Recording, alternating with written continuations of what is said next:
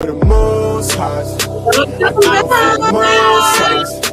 Our praises to the most highs. Connected to the most highs. Put low to the most highs. Welcome back, you guys. I've been listening to you guys for a while. Yeah, we could do all. So we have Darren. He's going to be coming back for Artist Week this month. So you guys make sure you tune in at the end of the month for Artist Week because it is going to be great. Amazing. As always, per usual. So let's give a shout out to Rabiel. Yes. Shout out to him. Go ahead and go to SoundCloud, go to Book of Rabiel and listen to his new jams. He got some new hits on there, y'all. We do. And listen, I've been listening to some good music. We might have to have just like a music session. We might have to have like Artist Week and like the Music Week. Yeah. That is, you know what I'm saying? Just have a cute little playlist for y'all. We have you guys, and make sure you guys follow us on all the social media. So go to YouTube, yes, which is just Ahava, and go ahead and chat with us on YouTube, chat live, so we can see your comments pulled up. Yeah, y'all should be there right now, actually doing now. Things on the thing, like hey. Yes, and then go to Twitter, Ahaya.edu, and Instagram, Ahaya and at Noni Kai. Yes. And you can also email us at ahayakconsulting@gmail.com. You can send us some samples. You can let us know you want to be on the show. Anything you want us to know, just hit us up and we'll respond. That's for sure. Absolutely. And if you want to listen to this again, because you can't be a part of the show right now, we are on Amazon Alexa, on Amazon Podcasts, and Buzzrout, and Spreaker, and Apple Deezer, all the things, iHeart, Spotify. You can't really miss us. We're pretty much everywhere you want to be. We are, you guys. We are. And so let's shout out to our sponsors real quick. So we have Ahaya K Consultant. Shout out to Kai Management, which is lovely. She manages all my businesses, you guys, and she is the bomb.com. Okay. Appreciate it. We have Earth Baby. Yes. Get some good soaps in, y'all. Get some good soap and Ahaya Financial Education. Yep. And then we have Ahaya Healing. Ahaya Healing. Yes. And then Ahaya Living. That's right. We have a lot of Ahayas going on. But Higher. Listen, we are spiraling up, y'all. Everything has to be high up. And we are, you know. So it's good. And so you guys can book a consultation with us too. So go to shopblackenterprise.com. You're going to click on the business planning tab. If you need any type of financial needs, you guys, whether that's business planning, business loan, business or a personal loan, business credit, personal credit, anything that has to do with finances, go ahead and click on Ahaya Financial Education. And if you need anything to do with Kai Management, you can tell them about your services. Yes, ma'am. Yeah. If you guys are looking to revamp your website, start a website. If you have, if you want to just revamp your logo, if you don't even have a logo. Yeah. If you need help with a sales funnel, marketing, anything, social media, I am here for you. Yeah. It's one of my favorite things to do. So holla at your girl. Hit up shopblackenterprise.com, go on business planning and select Kai Management. And if you're smart, you'll become a merchant. Oh, definitely become a merchant. For sure, because the benefits are insane. And if you go to our YouTube channel, you can click on the video that we did about that. We did 2 videos, I believe, that goes into much detail about the benefits of becoming a merchant. And when you do, you get both of our services for a discounted price. Yeah, so hit us up, you guys. Yeah. So I'm really, really excited about this week's show. We are going to be talking about is Airbnb or short-term rentals, is it recession proof? You know, I started my own Airbnb company, Ahaya Living. Mm-hmm. This is a huge topic when people go into short-term rentals. Yes. Am I going to make money in the recession? Or not? Or not? And how do I secure myself in the market? Because a lot of people are tapping into Airbnb, and you know, some people just do it a little bit better than others. So true. And so when you are thinking about such an adventure, you should, you know, think about what these particular moments, like how am I going to hold myself up above water when the times are getting a little rough. That's so true. So we have Mel actually coming on. He's going to be our expert of the day. Talk to us about the recession of short-term rentals. Is it possible? Is it not possible? Mel, you are muted. And how are you doing today? Hey, Mel, welcome to the This is the only time my mouth doesn't move is when I mute myself. It's true indeed. I'm doing fine. How are you two doing? We are Excellent. doing great. Doing Excellent. great. I hope you You had both look lovely. Thank you, you. Mel. So let's talk about it. I know you've been doing some research, about Airbnb and just short-term rentals. And a lot of people want to know, because a lot of people are going into Airbnb right now. It's starting to become a little bit more popular. But is it really recession-proof? Yes. Well, this is an interesting question, and I think there have been substantial changes in the market, and there is a history now because Airbnb came out in 2008, and they did phenomenally well just at the start of the recession. That timing was almost as bad as mine because I launched the radio station in February of 2020, the day the pandemic hit. Wow. So Airbnb and Source Radio have a lot in common, but they've done very well, and they've done well in different kinds of economies. Every 5 years is a business cycle, so they're now going into their third business cycle, and they've done tremendously well, and they keep growing all the time. So let's take a look at the idea of recession. And the short-term rental market isn't just Airbnb, but it's rental arbitrage. Is the short-term market safe? And where is the best bet to place on what kinds of properties will do well during short-term rentals during a recession? So let's go to the next slide. Okay. And I'm going to talk to this. People can look at it, while it's up there. I see there's a comment. Well, that's just me letting the folks know it's time to chat. Okay. Hey, here it is. All right. So historically, short-term rentals, particularly in domestic leisure destinations, do well in a recession. Now, you would think that's counterintuitive, that it doesn't make sense. But it does, because a lot of people who might travel to Canada or Mexico or Europe or Asia, because of the high cost, they actually want to vacation locally. It's cheaper. I mean, and if you go through short-term rental conversion market, you might find something that's actually more special than a typical resort for much less money. So, glamping, for example, upscale glamping sites. Yes. Would do spectacularly well during a recession because it's cheaper than going to a major resort in most cases. You're back to nature. You're in the country. Yeah. Depending on the amenities, it could be every bit as sophisticated as a high-end resort rental. But you're also typically it's in an area that's much less populated, much more private, and much more peaceful. And if you look at from Generation X to Generation Y, when you look at that, for the most part, they're younger people who really want to commune with nature. So from the standpoint of leisure destinations, the short-term conversion rental market should do better during a recession. And when hotels are having a hard time, settings in the country or in rural areas that offer amenities that were unexpected, Right. Yeah. that it should do well. So the leisure market in the U.S. is fed by repeated travelers in drive-to markets. Remember the word drive-to. You don't have to book expensive airfare necessarily. Yeah. So when you look, again, I'm giving you all the reasons why short-term rentals, particularly in the leisure market, would do very well. Right. Domestic travel upstages international travel in a recession. And that's how people save money. They ditch their overseas travel plans and they drive in their car to a luxury resort. That's right. So, That's so true. that's a plus. Recession-proof. Second homeowners, people that either own a second home or have a large enough home and they have a segregated space for a private rental with a private entrance. During a recession, they're looking for extra income.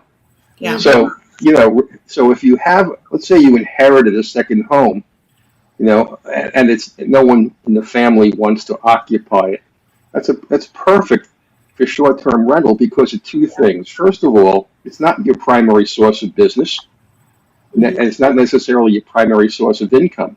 Yeah. So what you're looking for is a way to have guaranteed rental income with minimal management. And now there are also tax issues, which I'm not going to talk about tonight. But the bottom line is, in a recession, people that own a home for rental are better off looking at rental conversion short term because they don't have to put a lot of money into the property. They guarantee the rent each month, whether it's occupied or not. And so from that perspective, it's a better deal than taking a risk on someone who may have 37 kids. And at the end of the day, if everything is damaged or they have to do a major cleaning and repainting periodically. Yeah. So and squatting is a big thing too.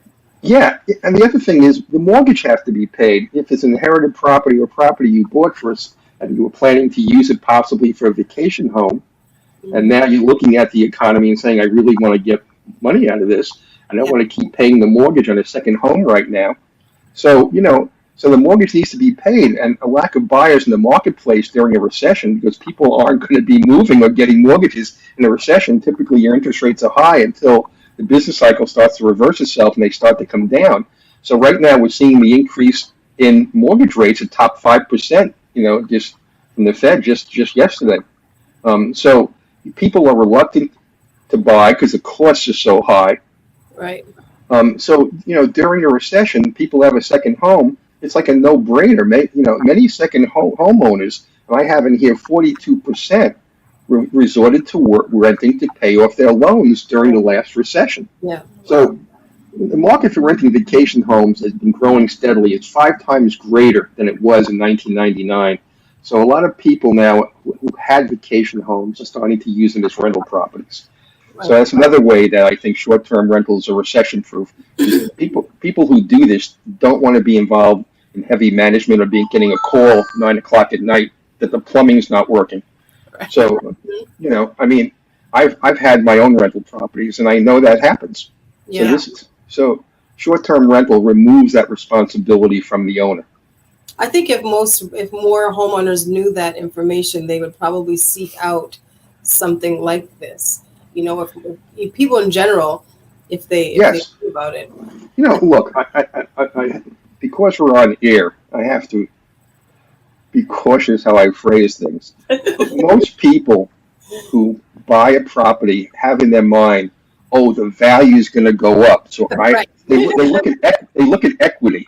They don't realize that there's been cyclical recessions where property values have dropped dramatically. Yeah. We saw that in the 1980s. Particularly in Texas when the oil prices dropped to $10 a barrel, and all the oil workers that had bought homes with mortgages from savings and loans, suddenly the savings and loans have worthless property because nobody's paying on it. Yeah. So the notion that you buy for equity is a simple-minded response to how do we build wealth. Yeah. But here's a way to still build equity, it's almost passive. You have almost no management to do whatsoever, and you have a guaranteed rent. It's so much better than long-term renting. Yeah. Indeed. So let me go to my next slide. Maybe then we can talk a little if you want to afterwards. Okay. So if vacation rentals could flourish after the Great Recession of 2008, how much more in the years to come when continuous innovation helps keep propelling the home sharing economy forward? Remember, in 2008, Airbnb was the first, and there was no internet in 2008. You think back on it, it was in its infancy. Right. Wow. So now we have so many tech tools to be able to, people look at Amazon. It killed shopping malls. Yes. People don't go to malls anymore. And it's so, a lot of their purchases are internet based. People buy cars on the internet now. Right. So getting a vacation home or wanting to, if you're a remote worker now and you're looking for a more rural, private country setting to spend more quality time with your family because you don't have to drive to the office every day, this is a whole new supply of buyers that wasn't there even 2-3 years ago. Right. So, No longer a reason to be in the city. yeah. So when you look at the technology and you look at the changes in our economy and the changes in the way in which people work, short-term rentals are going to do very well in a recession, better than the average rent and better than the average home buy. I totally agree. Yeah. And there's, no matter what, recession or not, there's still going to be landlords that have tenants that they have to evict, Yes. and they still going to have to go through that process. And it just helps to not have to do that. Right. You know, not really have to worry about having to buy new carpet, repaint all the walls, do all those things. Because short-term rental, just, you know, you don't have to have all that wear and tear throughout your property like you would if you just had one tenant for the whole year. And so recession proof or not, or recession or not, short-term rental, I really do think will succeed. Now, Mel, you know that I have a High Living and a High Living resort. How do you think the glamping resort, I know that you mentioned it just a little bit, but the glamping resort, especially it being luxury, high end, how well, honestly, do you think it would do during the recession? I think it'll do very well. And again, I think it's because the nature of camping has changed. Yeah. Glamping is relatively new. And glamping provides an alternative to a crowded resort like Disney in Florida or in California. It offers an alternative. And if it's really upscale and really has the proper amenities and has proper services that people are looking for, they don't. People have to find glamping. They don't realize that a dome, for example, or a yurt, but particularly a dome, it's air conditioned, it's heated, and yet it's all glass. You're under the stars constantly. Yeah. Now, of course, you have privacy because at the ground level, you have shades and blinds, curtains, but the whole top is open to the sky, so you're literally camping in an upscale environment with a full kitchen and full plumbing and barbecues and entertainment, and walking trails. It just transforms the camping experience and offers an alternative. To look during. Let's even talk about the pandemic. Disney was shut down. Right. Yeah. Okay. Yeah. It doesn't mean that a small glamping site, because people are mostly outdoors, Right. has to go through the same process. Right. So as an alternative to luxury resort during recession or during adverse circumstances, glamping should hold up well, and it should be a growth market. And again, remember, it's drive-to. It fits right in to the notion of recession.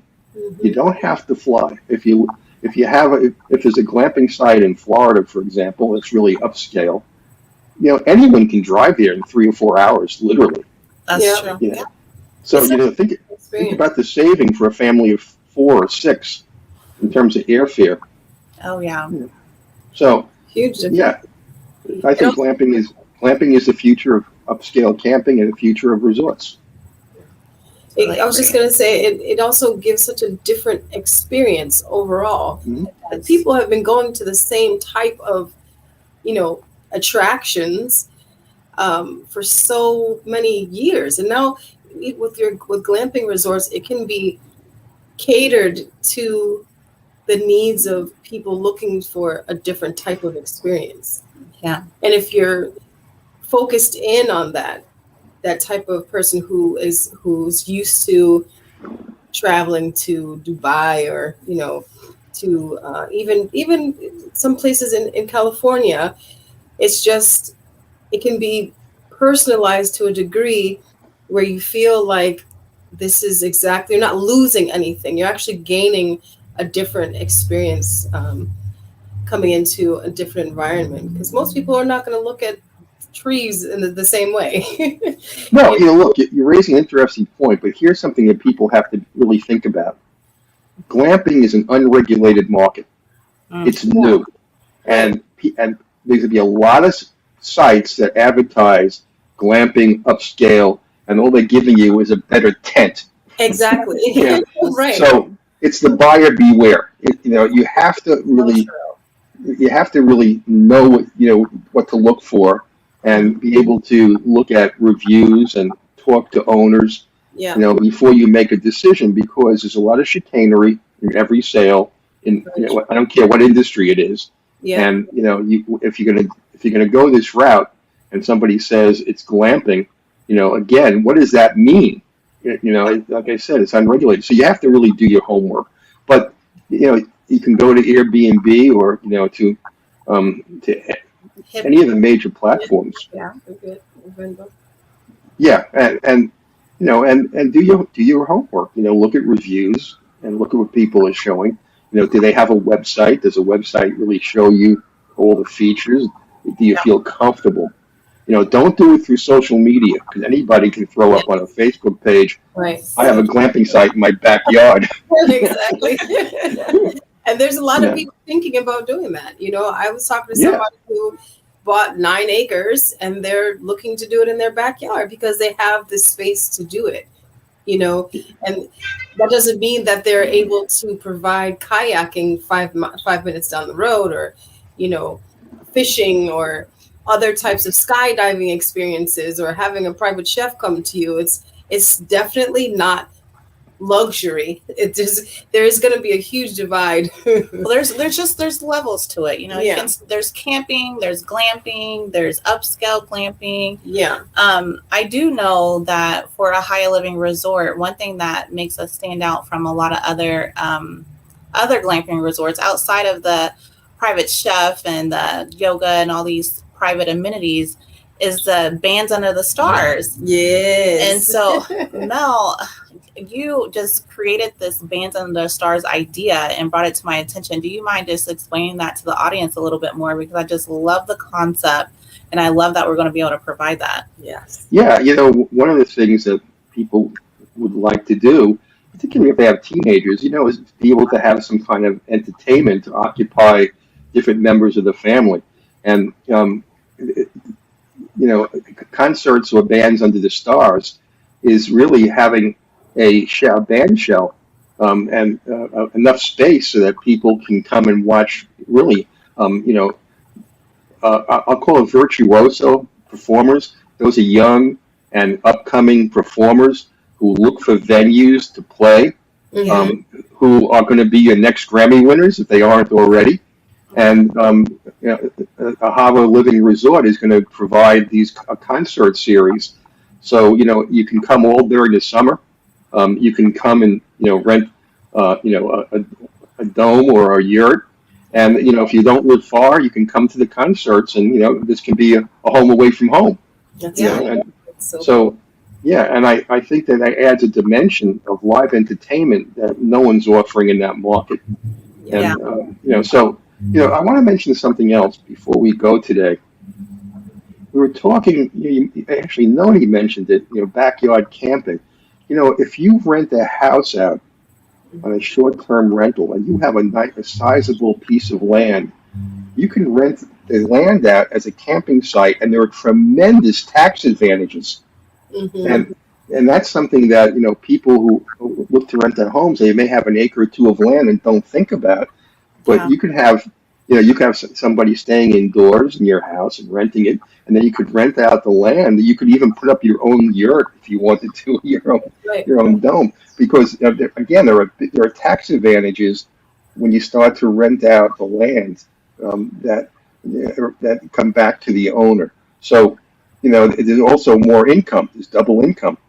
And so. It's a new, so you can combine glamping, with a house rental, depending on the size of your property. That reminds me of bed and breakfasts. Yes, that's where beautiful, Airbnb came from. Yeah, it's such a unique, and I love that there's still people who are calling their businesses, bed and breakfast, and they have their own home, or it's a home that they've turned into a place where you can stay and. I love bed and breakfast. I've stayed in them for years and years, since for decades, and it's peaceful. It's less expensive, and sometimes every bit as luxurious, and the food is every bit as good as a top resort. Vermont, and they take beautiful. Go ahead. I'm sorry. Go ahead. Oh, I was just saying, Vermont, Maine, Vermont has some beautiful. Yeah, and I've been to ones in Massachusetts and Connecticut and Rhode Island, and the thing is that they treat you like family. It's a Yes. totally different experience, and you have your privacy Yeah. much more than you would in any hotel. Absolutely. And so And there's multiple uses for the property in a rental conversion, and that's something that people have to learn about too. very, very true. And while we wrap this up, if you guys ever do want to rent out your land, you can go to hipcamp.com.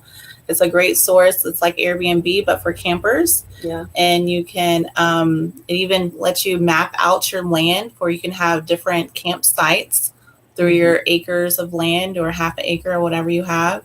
You can make a lot of money. I know a lot of people that do it and they're very successful. You can become a host and you can provide different things like wood and eggs and just different things to make their experience better. I have been on a lot of different hip camps websites and sites, and they were absolutely a wonderful expase. It's not. You can have free range chickens, and people can run down their dinner.